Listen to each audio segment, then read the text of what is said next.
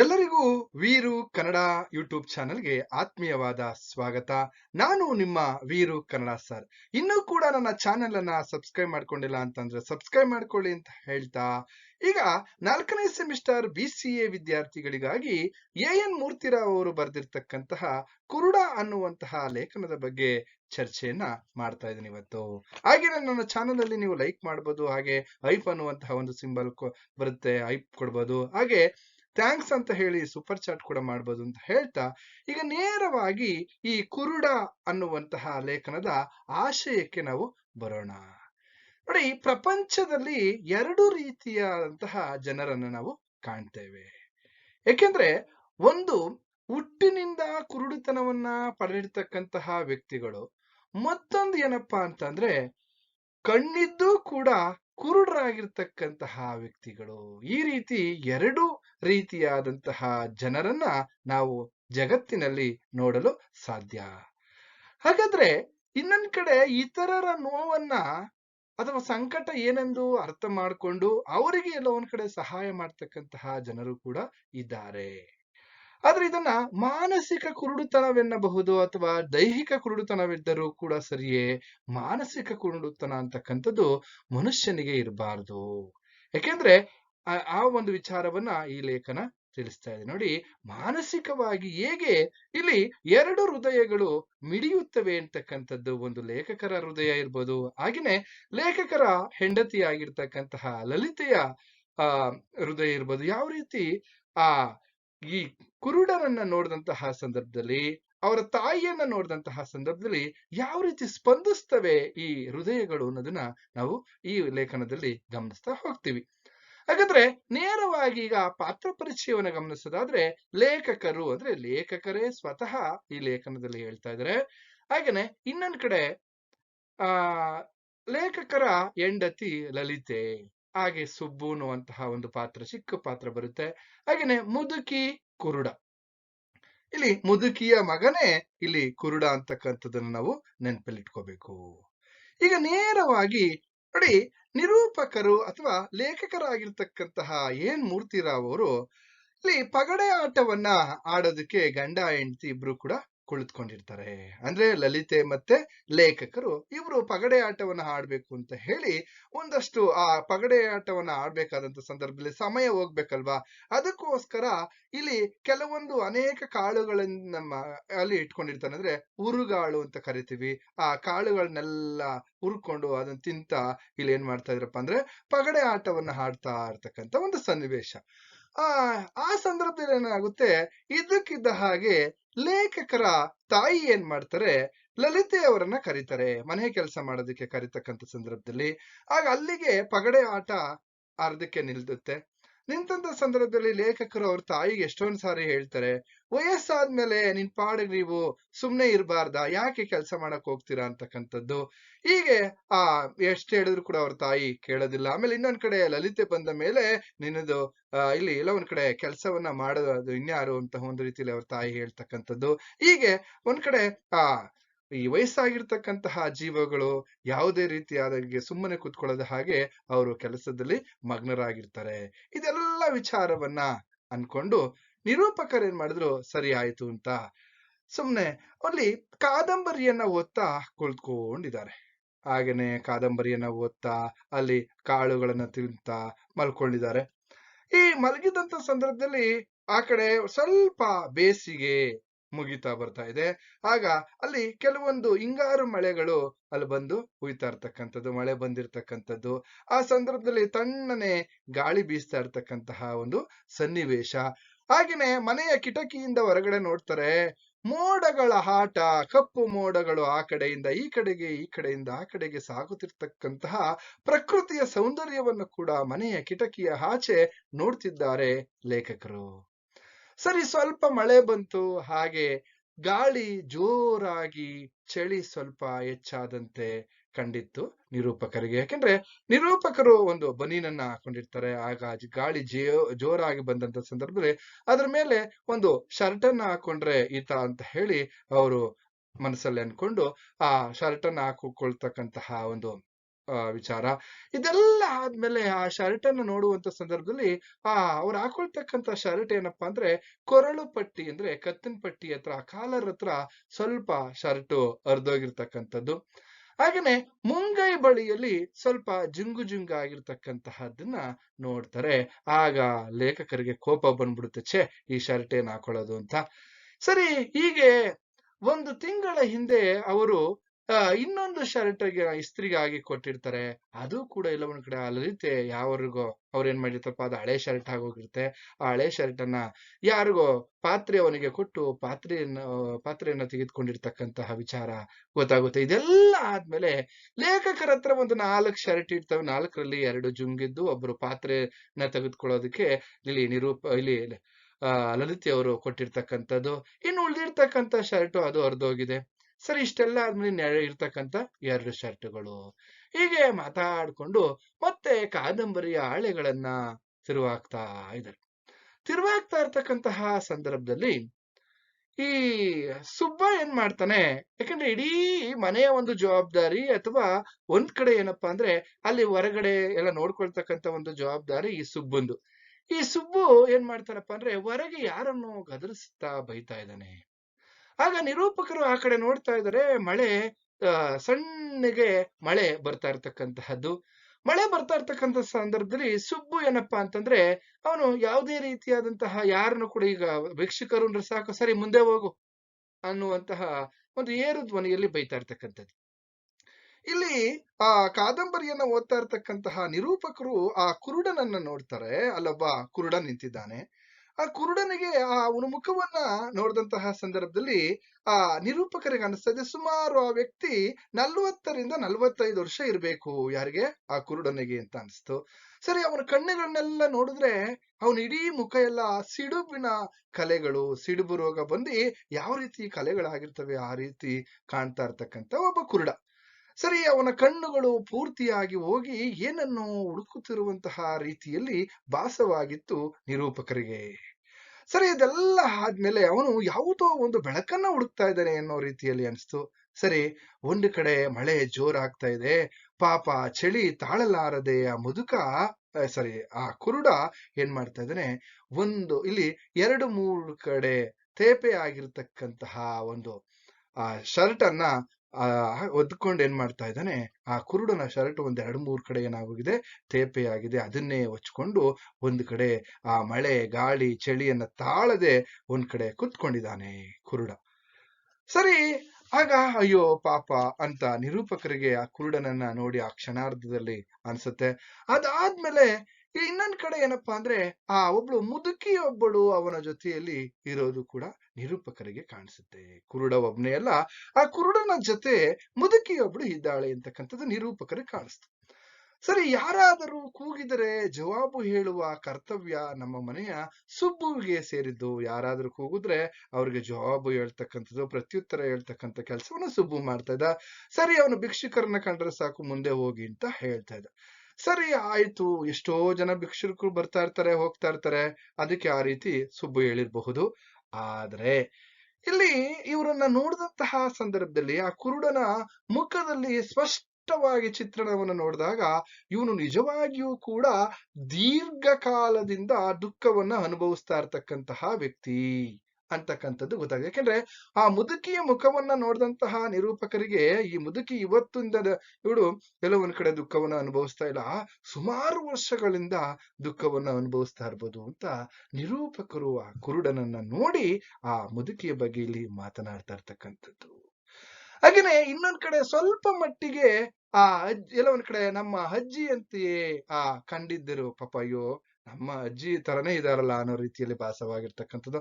ಅದೇನು ಕಾರಣವೋ ಗೊತ್ತಿಲ್ಲ, ಆದ್ರೂ ಕೂಡ ಒಂದು ಗಂಟಲಿನ ಬಳಿ ಒತ್ತಿಕೊಂಡಂತಾಗಿ ಯಾರಪ್ಪ ನೀವು ಎಂದು ಕೇಳಿದನು.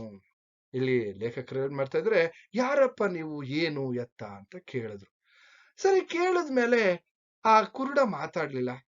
ನಿರೂಪಕರು ಆ ಕುರುಡನನ್ನ ಹೋಗಿ ಮಾತಾಡಿಸ್ತಾ ಇದಾರೆ, ಯಾರಪ್ಪ ನೀವು, ಏನು ಎತ್ತ ಅಂತ. ಕುರುಡ ಮಾತಾಡ್ಲಿಲ್ಲ. ಮುದುಕಿಯು ಸುಮ್ಮನಿದ್ದಳು. ಮುದುಕಿಯು ಕೂಡ ಏನ್ ಮಾಡ್ತಾ ಇದ್ದಾಳೆ, ಅಲ್ಲಿ ಸುಮ್ಮನಿದ್ದಾಳೆ. ಬೀದಿಯಲ್ಲಿ ನಮ್ಮ ಹಿಂದೆ ಬರ್ತಾ ಇರ್ತಕ್ಕಂತಹ ವೀರ ಭಿಕ್ಷುಕರಂತೆ ಇವರು ಕಾಣ್ಲಿಲ್ಲ. ಪಾಪ ಅನಿಸ್ತಾ ಇತ್ತು ಇವರನ್ನ ನೋಡಿದ್ರೆ. ಹಾಗೇನೆ ಇವ್ರಿಗೆ ಎಲ್ಲೋ ಒಂದ್ ಕಡೆ ಹಾಗೆ ಇನ್ನೊಂದ್ ಕಡೆ ಆಕೆ ಕುರುಡತನವನ್ನ ಎಲ್ಲೋ ಒಂದ್ ಕಡೆ ತೋರಿಸಿ ಕುಗ್ಗಿ ಆ ಮುದುಕಿ ಯಾರಪ್ಪ ನೀವು ಅಂತ ಅಲ್ಲಿ ಎಲ್ಲೋ ಒಂದ್ ಕಡೆ ಕೇಳ್ದಂತ ಸಂದರ್ಭದಲ್ಲಿ ಆ ಮುದುಕಿಯನ್ನ ನಿರೂಪಕರು ಕೇಳ್ತಾರೆ, ಯಾರಮ್ಮ ಅಂತ. ಆಗ ಆ ಕುರುಡನ ಕಡೆ ಕೈ ತೋರಿಸಿ, ಇಲ್ಲಿ ಎರಡೂ ಕಣ್ಣಿಲ್ಲವಪ್ಪ. ನೋಡಿ, ಆ ಮುದುಕಿ ತನ್ನ ಮಗನಿಗೆ ಸುಮಾರು 40 ವರ್ಷಗಳ ಕಾಲ ಅವನನ್ನ ನೋಡ್ಕೊಂಡಿದ್ದಾಳೆ. ಈಗ ಅವನಿಗೆ ಎರಡೂ ಕಣ್ಣಿಲ್ಲಪ್ಪ, ಏನಾದ್ರೂ ಸ್ವಲ್ಪ ಸಹಾಯ ಮಾಡಿ ಅಂತ ಕೇಳಿದ್ಲು. ಆಗ ನಿರೂಪಕರು ಆ ಕುರುಡನನ್ನ ಇಲ್ಲೆಲ್ಲೋ ಒಂದ್ ಕಡೆ ಸುಮ್ಮನೆ ನಿಂತಿದ್ದನೋ, ಆದ್ರೆ ನಿರೂಪಕರಿಗೆ ಸಂಬಳ ಬಂದು ಆಲೆ 5-6 ದಿವಸಗಳಾಗಿದೆ, ಹಣವೆಲ್ಲ ಖರ್ಚಾಗೋಗಿದೆ. ಅಂತೂ ಇಂತೂ ಜೋಬನ್ನು ನೋಡ್ತಾರೆ, ಜೋಬಲ್ಲಿ 2 ಆಣಿ ಇತ್ತು. 2 ಆಣಿಯನ್ನ ಅವಳ ಕೈಗೆ ಎತ್ತು, ಮುದುಕಿಯ ಕೈಗೆ 2 ಆಣಿಯನ್ನ ಕೊಟ್ಟು ಹೋಗಿ ಮಲ್ಕೊಂಡ್ರು. ಯಾರು? ನಿರೂಪಕರು ಹೋದ್ರು. ತಗೊಳ್ಳಿ ಅಂತ ಹೇಳಿ 2 ಆಣಿ ಕೊಟ್ಟು ಹೋಗಿ ಮಲ್ಕೊಂಡ್ರು. ಸರಿ, ಕೊನೆಗೆ ಆ ಜುಂಗಿನ ಶರಟೆಯಲ್ಲಿ ಯಾವನೋ ಕುರುಡ ಬಂದಿದ್ದಾನೆ ಪಾಪ. ಇಲ್ಲಿ ಏನ್ ಮಾಡ್ತಿದ್ರೆ ಅಗಸನ ಇಲ್ಲಿ ಅಷ್ಟ್ರೊಳಗಡೆ ಏನ್ ಮಾಡಿದ್ರು, ಇವ್ರು ಹೋಗಿ ಬಂದ್ರು. ಅಲ್ಲಿ ಆ ನಿರೂಪಕರ ಹೆಂಡತಿ ಲಲಿತೆಯವರು ಈಗ ತಾನೇ ಹಾಕೊಂಡಿದ್ರಲ್ರಿ, ಎಲ್ರಿ ಆ ಜುಂಗಿನ ಶರ್ಟು, ಅದೆಲ್ಲ ಕೊರಳು ಪಟ್ಟಿ ಎಲ್ಲ ಕಿತ್ತೋಗಿದೆ, ಮುಂಗೈ ಹತ್ರ ಎಲ್ಲ ಕಿತ್ತೋಗಿದೆ ಅಂತ ಇದ್ರಿ, ಎಲ್ಲೋ ಐತ್ರಿ ಆ ಹರಿದೋಗಿರ್ತಕ್ಕಂಥ ಶರ್ಟು ಆ ಒಂದು ಜುಂಗ್ ಶರ್ಟ್ ಅಂದಾಗ, ಯಾಕೆ ಏನು ಅಂತಂದ್ರೆ ಇಲ್ಲಿ ಯಾರೋ ಒಬ್ಬ ಕುರುಡ ಬಂದಿದ್ದಾನೆ ಅಂತ. ಸರಿ, ಅವನು ಕೊಟ್ಬಿಡೋಣ ಅಂತ. ಅಯ್ಯೋ, ನೆಂದು ತೊಪ್ಪೆ ಆಗೋಗಿದ ಅನ್ಕಂಡ್ರೆ, ಪಾಪ ಅವನು ಕೊಡೋಣ ಅಂತ ನಿರೂಪಕರ ಹೆಂಡತಿ ಲಲಿತೆ ಕೇಳ್ತಾ ಇರ್ತಕ್ಕಂಥದ್ದು. ಸರಿ, ಅವನಿಗಾದರೂ ಕೊಡುತ್ತೇನೆ ಅಂತ ಹೇಳಿ ನಾನು ಏನು ಮಾತನಾಡಲಿಲ್ಲ. ಯಾಕೆಂದ್ರೆ ನಿರೂಪಕರು ಆ ವ್ಯಕ್ತಿಯನ್ನ ನೋಡಿ ಅವರಿಗೆ ಮರುಕ ಉಂಟಾಗಿತ್ತು, ಅನುಕಂಪ ಉಂಟಾಗಿತ್ತು. ಸರಿ ಆಯ್ತು, ಕೊಡ್ಲಿ ಅಂತ ಹೇಳಿ ಲಲಿತೆ ಆ ಶರ್ಟ್ ಅನ್ನ ತೆಗೆದುಕೊಂಡು ಹೋಗಿ ಆ ಕುರುಡನಿಗೆ ಕೊಟ್ರು. ಕೊಟ್ಟಾದ್ಮೇಲೆ ಪಾಪ ನಾನು ಹಾಗೆ ಆ ಕುರುಡನ ವಿಷಯವನ್ನೇ ಯೋಚಿಸಿ, ಅಂದ್ರೆ ನಿರೂಪಕರು ಇಲ್ಲಿ ಏನ್ ಮಾಡಿದ್ದಾರೆ, ಇಲ್ಲಿ ನಿರೂಪಕರ ಹೆಂಡತಿ ಮನೆಯ ಹೊರಗಡೆ ಬಂದು ಆ ಕುರುಡನಿಗೆ ಬಟ್ಟೆಯನ್ನ ಕೊಡ್ತಾ ಇದ್ರೆ, ಇವರು ಅದಕ್ಕಿಂತ ಮುಂಚಾಗಿ ಅವನ ಮೇಲೆ ಅನುಕಂಪ ತೋರಿ ಅವನಿಗೆ 2 ಆಣಿಯನ್ನ ಕೊಟ್ಟು ಮನೆ ಒಳಗಡೆ ಬಂದು ಇಲ್ಲಿ ಯೋಚಿಸ್ತಾ ಕುರುಡನ ಬಗ್ಗೆ ಯೋಚನೆ ಮಾಡ್ತಾ ಕುಳಿತುಕೊಂಡಿದ್ದಾರೆ. ಹೀಗೆ ಕುಳಿತುಕೊಂಡಿರ್ತಕ್ಕಂಥ ಸಂದರ್ಭದಲ್ಲಿ ಇವರು ಯಾವ ರೀತಿ ಯೋಚನೆ ಮಾಡ್ತಾ ಇದ್ರೆ, ಕಣ್ಣು ಹೋಯಿತೇನೋ, ಆದ್ರೆ ಅವ್ರ ಸ್ನೇಹಿತರಿಗೊಬ್ರಿಗೆ ಇದೇ ತರ ಕಣ್ಣು ಹೋಗಿ ಅವರು ಎಲ್ಲ ಒಂದ್ ಕಡೆ ಅದೇ ಕೊರಗಿನಲ್ಲಿ ಸಾವನ್ನಪ್ಪಿರ್ತಕ್ಕಂಥ ಎಲ್ಲಾ ವಿಚಾರಗಳು ನಿರೂಪಕರ ಮನಸ್ಸಿನಲ್ಲಿ ಅವರ ಯೋಚನೆಯಲ್ಲಿ ತೇಳ್ತಾ ಇದ್ದೋ. ಹೀಗೆ ಜೊತೆಯಲ್ಲಿದ್ದ ಮುದುಕಿ ಅವನ ತಾಯಿ ಇರಬೇಕು ಅಂತ ನಿರೂಪಕರು ಊಹೆಯನ್ನ ಮಾಡ್ತಾರೆ.